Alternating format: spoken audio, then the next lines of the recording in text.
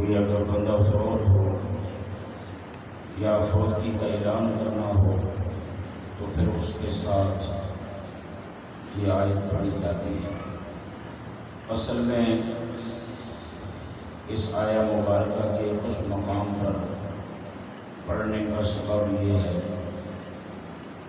کہ ایک چلتا پھرتا انسان کھاتا پیتا اٹھتا بیٹھتا اچانک اس دنیا سے اٹھا، تو جس مسلمان نے سنا اس نے اس کے جانے پر افسوس کیا اور ساتھ ہی اس حقیقت کا بھی اظہار کیا کہ یہاں سدا کسی نے بھی نہیں رہنا، تو اس لیے اس موقع پر پڑھتا ہے انا للہ و انا الیہ راجعون، کہ ہم اللہ کے لیے ہیں اور ہم نے اللہ کی طرف واپس لوٹ کے جانا ہے۔ اللہ کے لیے ہیں اور اسی کی طرف ہم نے واپس لوٹ کے جانا ہے۔ یہ آیہ مبارکہ مومن کی پوری زندگی کا خلاصہ اگر بن جائے تو یقیناً مومن کو لوٹ کے جانا بڑا آسان ہو جاتا ہے۔ یعنی اگر وہ اللہ کے لیے ہو جائے، جیسا کہ وہ کہتے ہیں قالوا انا للہ، کہ ہم اللہ کے لیے ہیں، اگر بندہ اللہ کے لیے ہو جائے تو پھر اس کا دنیا سے جانا بڑا آسان ہو جاتا ہے۔ لہذا یہ آیت ہمیں سکھاتی ہے کہ رات بھی اللہ کے لیے ہو، دن بھی اللہ کے لیے ہو، سونا بھی اللہ کے لیے ہو، جاگنا بھی اللہ کے لیے ہو، کھانا پینا بھی اللہ کے لیے ہو، تو جس مومن کا شب و روز 24 گھنٹے کا عمل اللہ کے لیے ہو جائے، جس کی زندگی اللہ کے لیے ہو، اس کی موت بھی اللہ کے لیے ہوتی ہے۔ یعنی پھر وہ مرتا بھی اللہ کی محبت میں ہے، اللہ کی بندگی کرتے ہوئے دنیا سے جاتا ہے، اللہ تعالیٰ کو راضی کر کے دنیا سے اٹھتا ہے۔ تو اس آیت شریفہ میں یہ ہمیں سمجھایا جا رہا ہے کہ ہم اللہ کے لیے ہیں جب کہتے ہیں تو پھر ظاہر ہے کہ ہماری باڈی پر، ہمارے جسم پر، ہماری روح پر، ہمارے خیالوں پر، ہمارے اعمالوں پر پھر اللہ کی مرضی چلے گی۔ جب ہیں ہی اللہ کے لیے، جو چیز ہماری ہوتی ہے اس پر ہماری مرضی چلتی ہے، تو جو چیز اللہ کی ہے اس پر اللہ کی مرضی چلے گی۔ تو مومن خود کہتا ہے کہ میں اللہ کے لیے ہوں، تو جب تیرا یہ اعلان ہے کہ تو اللہ کے لیے ہے تو پھر اس کو تسلیم کر کہ پھر جس کا تو ہے تیرے اوپر اسی کی مرضی چلے گی۔ اور جن لوگوں نے اس کو حقیقی طور پہ سمجھ لیا اور انہوں نے اپنے ارادوں پر، اپنی سوچوں پر، اپنے خیالات پر اور اپنے اعمال پر اپنے رب کی مرضی کو غالب کیا، وہی خوش نصیب اس دنیا سے کامیاب ہو کے گئے۔ تو اللہ تعالی ہمہ وقتی ہمیں ذاکرین میں کرے، جو صبح و شام اللہ کے لیے اٹھیں بیٹھیں، ذکر کریں، اسے یاد کریں۔ بڑے بلند نصیب لوگ ہیں جو صبح اٹھتے ہیں، تھوڑے رہ گئے ہیں، اب تو زیادہ 10 بجے والے، 9 بجے والے، 11 بجے والے زیادہ ہیں، مگر اللہ کی زمین پر، اللہ کے اس کائنات میں صبح تہجد کے ٹائم اٹھنے والے بندے، وہ سارے معاشرے کے لیے اللہ تعالیٰ کی خاص نعمت ہے۔ آپ کو اندازہ نہیں ہے، رات کا جب پچھلا پہر آتا ہے تو آسمانی مخلوق اللہ کے غضب سے کانپنے لگ جاتی ہے۔ سب سے زیادہ وہ وقت خاص ہوتا ہے اور اللہ تعالیٰ اس وقت مہر و کرم اور مہربانی کے ساتھ زمین پر اپنے بندوں کی حالتوں کو دیکھتا ہے۔ تو کتنا وہ خوش نصیب ہے جو محلے میں سے اس وقت اپنے مصلے میں بیٹھا ہوتا ہے۔ وہ کسی محلے میں رہتا ہے، کسی گھر میں رہتا ہے، اس کے ارد گرد بہت سارے مکانات ہیں، بہت ساری دنیا غفلت کی نیند سوئی ہے، اور وہ مصلے پہ بیٹھا ہوا آنسو بہا رہا ہے، قرآن شریف پڑھ رہا ہے، تسبیح ہاتھ میں لیے رسول اللہ کی ذات پر درود و سلام پڑھ رہا ہے۔ تو اللہ تعالیٰ جب نظر کرم سے دیکھتا ہے تو پھر آبادی میں سے وہ بندہ اللہ کو بہت پسند آتا ہے۔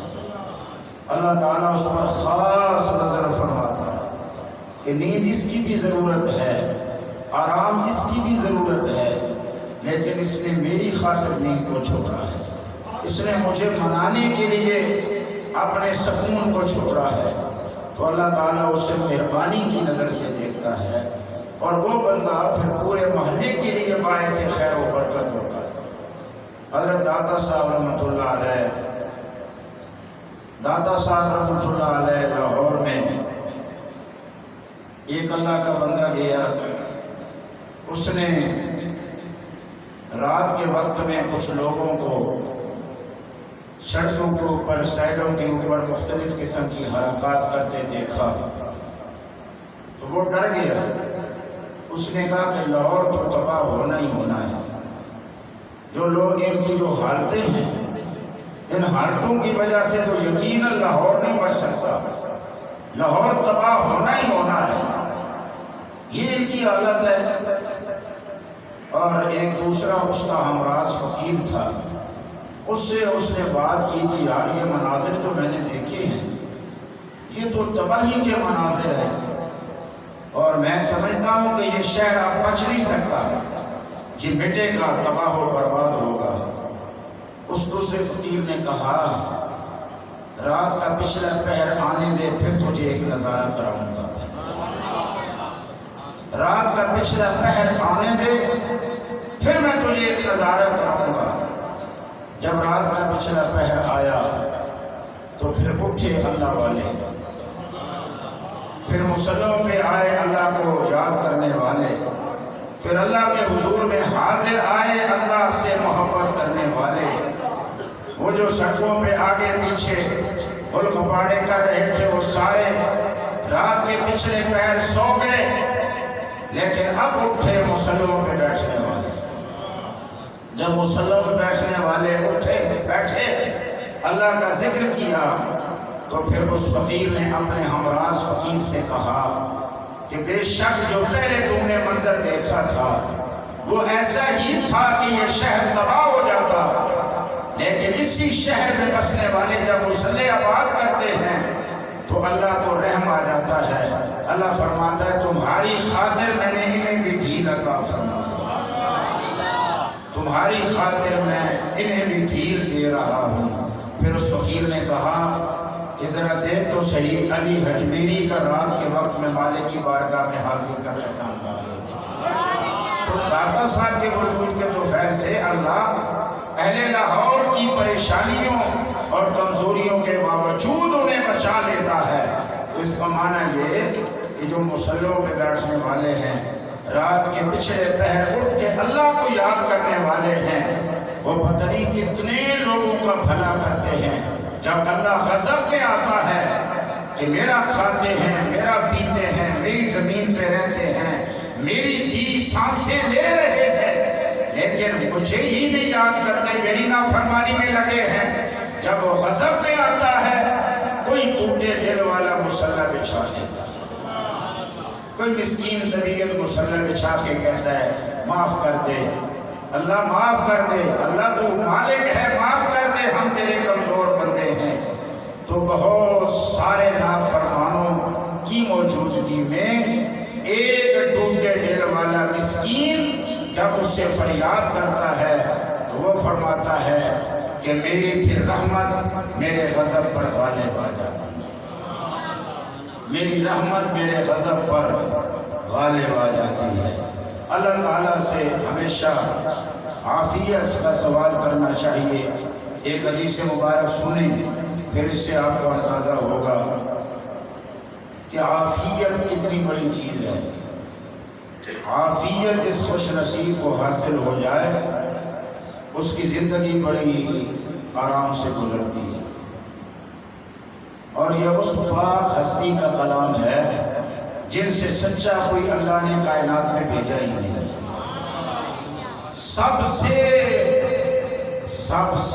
بڑے سچے جناب محمد رسول اللہ، آخری نبی آخری رسول اللہ کے، ان کا فرمان ہے اور سچا فرمان۔ سنیے، حضرت سیدنا عبداللہ بن ابی اوفا رضی اللہ تعالی عنہما سے مروی ہے کہ رسول اکرم نور مجسم صلی اللہ علیہ وآلہ وسلم جنگ کے دنوں میں ایک دن انتظار فرمانے لگے یہاں تک کہ سورج ڈوب گیا۔ جنگ کا ماحول تھا، جنگ لگی ہوئی تھی کہ رسول اللہ صلی اللہ علیہ وآلہ وسلم انتظار فرما رہے تھے حتیٰ کہ سورج ڈوب گیا، پورا دن ایسے گزر گیا۔ آپ صلی اللہ علیہ وآلہ وسلم لوگوں کے درمیان کھڑے ہوئے اور فرمایا، اے لوگو، دشمن سے ملنے کی تمنا نہ کرو، یعنی لڑائی کی خواہش نہ کرو کہ ہم لڑیں، کبھی بھی دشمن سے ملنے کی یعنی از خود پہل کرنے کی کبھی بھی خواہش نہ کرو، تمنا نہ کرو۔ اللہ عز و جل سے عافیت کا سوال کرو کہ اللہ ایسا ماحول ہی نہ بنے کہ ہمیں لڑنا پڑے، ویسے ہی تو مہربانی فرما بغیر لڑائی کے ہی جو معاملات ہیں وہ ہمارے حق میں کر دے۔ عافیت کا سوال کرو، اور جب دشمن سے مقابلہ ہو تو صبر کرو، یعنی لڑائی کے بغیر اگر چارہ نہ ہو، پہلے یہ ہے کہ لڑائی کی تمنا نہ کرو اور عافیت کا سوال کرو، اور اگر لڑائی کے بغیر چارہ نہ ہو، دشمن مقابلے میں آ جائے تو پھر جب دشمن آ جائے اور اس سے مقابلہ ہو تو اب پھر گھبرانا نہیں، اب صبر کے ساتھ اللہ تعالیٰ کی مدد سے میدان میں کھڑے رہنا۔ پہلے تمنا نہیں کرنی، اور اگر دشمن سے مقابلہ ہو جائے تو پھر گھبرانا نہیں، پھر صبر کرنا ہے۔ فرمایا، جان لو کہ جنت تلواروں کے سائے تلے ہے، یعنی تم جو کفار سے لڑتے ہو، مشرکین سے تم لڑائی کرتے ہو اور اس دوران میں تمہاری تلواریں چلتی ہیں، تم ان کو مارتے ہو، وہ تمہیں شہید کرتے ہیں۔ فرمایا، یہ جو تلواروں کے سائے ہیں اللہ نے مومنوں کے لیے جنت تلواروں کے سائے میں رکھی ہے، جنت تلواروں کے سائے تلے ہے۔ پھر فرمایا، اے اللہ، اے کتاب نازل فرمانے والے، بادلوں کو چلانے والے اور لشکروں کو شکست دینے والے، ان کفار کو شکست دے اور ان کے مقابلے میں ہماری مدد فرما۔ چونکہ جنگ میں رسول اللہ تشریف فرما تھے، جنگ کی حالت تھی، تو رسول اللہ اپنے غلاموں کو جنگ کے دوران میں کیسے دشمن کے مقابلے میں کھڑا ہونا ہے وہ ساری ہدایات فرما رہے تھے۔ مگر اس حالت میں بھی حضور نے فرمایا کہ اللہ سے عافیت کا سوال کیا کرو۔ کیا کیا کرو؟ عافیت کا سوال اللہ تعالیٰ سے کیا کرو۔ اب حضور نبی کریم صلی اللہ علیہ وآلہ وسلم کے اس ارشاد مقدس سے پتہ چلا کہ عافیت ایسی نعمت ہے جو تمام تر نعمتوں کی جان ہے۔ اب حضور علیہ السلام ہمیشہ سرکار دو عالم صلی اللہ علیہ وآلہ وسلم دعا فرماتے تو دعا میں سرکار یہی عرض کرتے تھے، اللہم انی اسألک المعافات فی الدنیا والآخرہ، اللہم انی اسألک المعافات فی الدنیا والآخرہ، اے اللہ میں تجھ سے دنیا و آخرت میں عافیت کا سوال کرتا ہوں۔ یہ کون سوال کر رہا ہے؟ ساری کائنات کے آقا، مدینے کے تاجدار مصطفیٰ سوال کر رہے ہیں۔ رسول اللہ سے مانگ رہے ہیں اور عرض کر رہے ہیں، اے اللہ میں دنیا آخرت میں تجھ سے عافیت کا سوال کرتا ہوں۔ یہ سوال کر کے رسول اللہ نے اپنے غلاموں کو اللہ سے مانگنے کا طریقہ اور سلیقہ سکھایا ہے کہ اللہ سے مانگو، عافیت کا سوال کرو، عافیت کا سوال کرو گے اللہ تعالیٰ تمہیں عافیت عطا فرما دے گا۔ عافیت مانگو۔ کوئی بندہ کہتا ہے یا اللہ مجھے صحت عطا فرما، کوئی کہتا ہے یا اللہ مجھے رزق عطا فرما، کوئی کہتا ہے یا اللہ مجھے یہ نعمت دے۔ رسول اللہ فرماتے ہیں عافیت مانگو، ساری نعمتیں عافیت میں آ جاتی ہیں۔ جسے اللہ عافیت عطا کر دے اسے اللہ ہر نعمت اسی عافیت میں عطا فرماتا ہے۔ تو لہذا اللہ کے بندوں کو اللہ کے پیارے حبیب نے تعلیم دی کہ اپنے مالک سے عافیت کا سوال کرو۔ اب رسول اللہ صلی اللہ علیہ وآلہ وسلم نے فرمایا کہ اللہ سے عافیت کا سوال کرنا اسے زیادہ محبوب ہے، یعنی اللہ یہ پسند کرتا ہے کہ میرے بندے مجھ سے عافیت کا سوال کریں۔ عافیت کا سوال کرنے والے عافیت میں رہتے ہیں، اور جسے عافیت کی خیرات عطا کر دی جائے اسے صرف دنیا کا سکون نہیں دیا جاتا، اسے آخرت کا سکون بھی عطا کر دیا جاتا۔ عافیت کا تعلق دنیا سے بھی ہے، قبر سے بھی ہے، میدان محشر سے بھی ہے۔ اور وہ کہتا ہے اللہ مجھے دنیا و آخرت میں عافیت عطا فرما۔ اس کا معنی یہ نکلا کہ وہ دنیا کی عافیت بھی مانگ رہا ہے، آخرت کی عافیت بھی مانگ رہا ہے، اور اللہ کو سب سے زیادہ پسند ہے کہ میرا بندہ مجھ سے عافیت کا سوال کرے۔ تو بندے نے کہا اے اللہ تجھے یہ سوال پسند ہے نا، تو میں تجھ سے سوال کر رہا ہوں کہ مجھے دنیا میں بھی عافیت عطا فرما اور آخرت میں بھی عافیت۔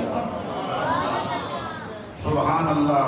رسول اللہ صلی اللہ علیہ وآلہ وسلم کے غلاموں کو عافیت اللہ عطا کر دے تو وہ کامیاب ہے۔ ایک شخص نے بارگاہ رسالت میں حاضر ہو کر عرض کی، یا رسول اللہ صلی اللہ علیہ وآلہ وسلم سب سے افضل دعا کون سی ہے؟ میں کون سی دعا مانگوں؟ سب سے افضل دعا، دعائیں تو میں بہت کرتا ہوں مگر یا رسول اللہ فرمائیں کہ سب سے افضل دعا کون سی ہے؟ رسول اللہ صلی اللہ علیہ وآلہ وسلم نے فرمایا اپنے رب سے عافیت اور دنیا و آخرت کی بھلائی کا سوال کرو۔ سب سے افضل جو دعا ہے وہ رسول اللہ صلی اللہ علیہ وسلم نے فرمایا کہ اپنے رب سے عافیت اور دنیا و آخرت کی بھلائی کا سوال کرو۔ اس نے دوسرے دن حاضر ہو کر پھر عرض کی، یا رسول اللہ صلی اللہ علیہ وآلہ وسلم سب سے افضل دعا کون سی ہے؟ فرمایا اپنے رب سے عافیت اور دنیا و آخرت کی بھلائی کا سوال کیا۔ تیسرے دن پھر یہی سوال کیا تو رسول اللہ صلی اللہ علیہ وآلہ وسلم نے اسے پھر وہی جواب دیا اور فرمایا جب تجھے دنیا و آخرت میں عافیت مل جائے تو کامیاب ہے۔ جب تجھے دنیا میں بھی عافیت مل گئی، جب تجھے آخرت میں بھی عافیت مل گئی تو فرمایا تو کامیاب ہے۔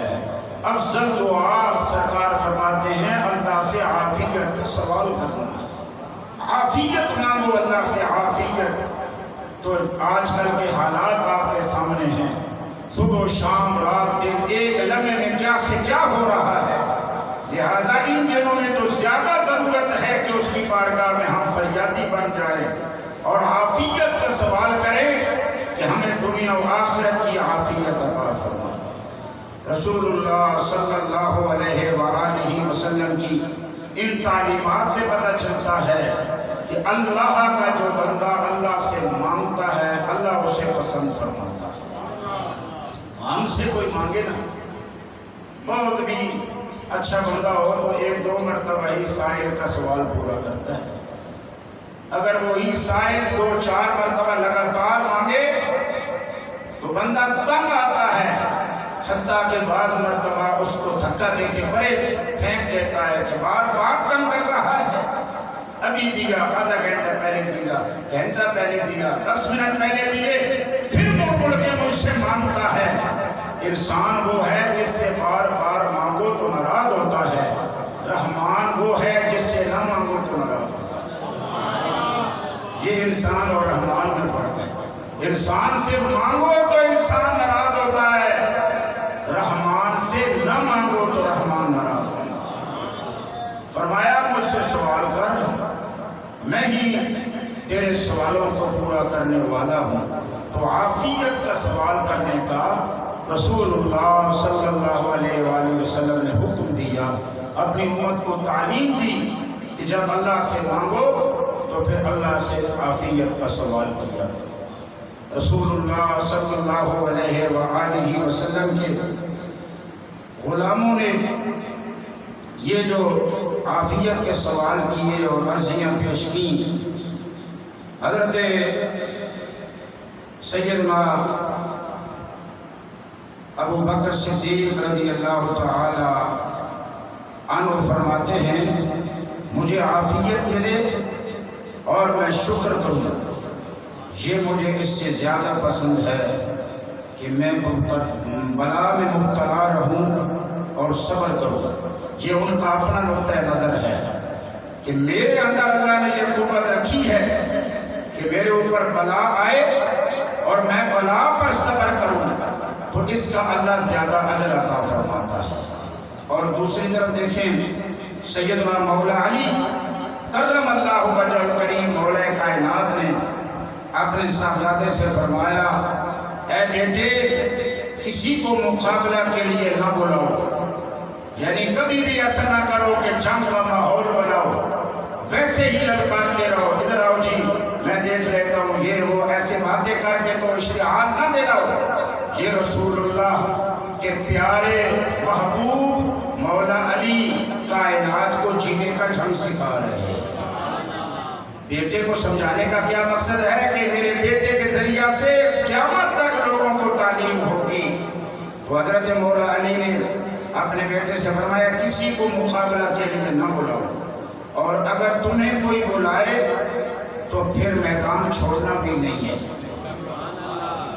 خود مقابلے کے لیے کسی کو نہ بلاؤ، اور اگر کوئی تمہیں بلائے پھر جنگ شروع ہو جائے، لڑائی شروع ہو جائے تو فرمایا پھر اس کا مقابلہ کرو۔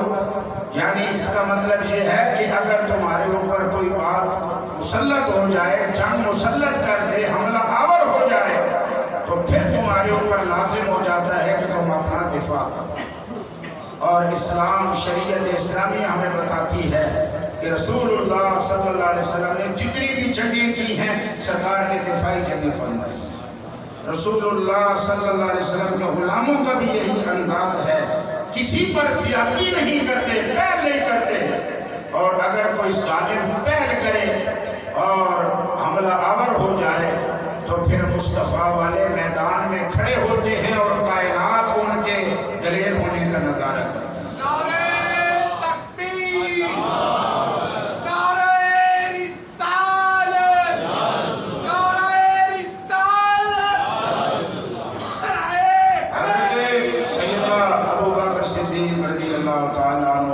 صدقے رسول اللہ کے پیارے یار پہ، ان پہ قربان جنہیں رسول اللہ کا پہلا خلیفہ ہونے کا شرف حاصل ہوا، جنہوں نے بالغ مردوں میں سے سب سے پہلے رسول اللہ کا کلمہ پڑھا۔ حضرت ابوبکر صدیق رضی اللہ عنہ منبر پر کھڑے ہوئے، پھر رونے لگے، منبر پر آئے اور حضرت سیدنا ابوبکر صدیق رونے لگے اور فرمایا جب خاتم المرسلین رحمت للعالمین صلی اللہ علیہ وآلہ وسلم پہلے سال ہمارے درمیان منبر پر تشریف فرما ہوئے تو حضور رونے لگے. یعنی رسول اللہ منبر پہ کھڑے ہوئے، سرکار روئے تو حضرت ابوبکر صدیق کو بھی وہ حضور کی ادا یاد آئی. حضرت ابوبکر صدیق بھی منبر پہ کھڑے ہوئے تو رونے لگے، محبوب کی ادا کو ادا کی. کہا رسول اللہ روئے اور پھر فرمایا اللہ سے عفو اور عافیت کا سوال کیا کرو، کیونکہ یقین کے بعد کسی کو عافیت سے بہتر کوئی چیز نہیں دی گئی ہے. یعنی سب سے بڑی دولت یقین، اور یقین کے بعد عافیت کی دولت سب سے بڑی دولت ہے. اللہ تعالی ہمیں ہمہ وقت اللہ سے عافیت کا سوال کرتے رہنے کی توفیق دے. وآخر دعوانا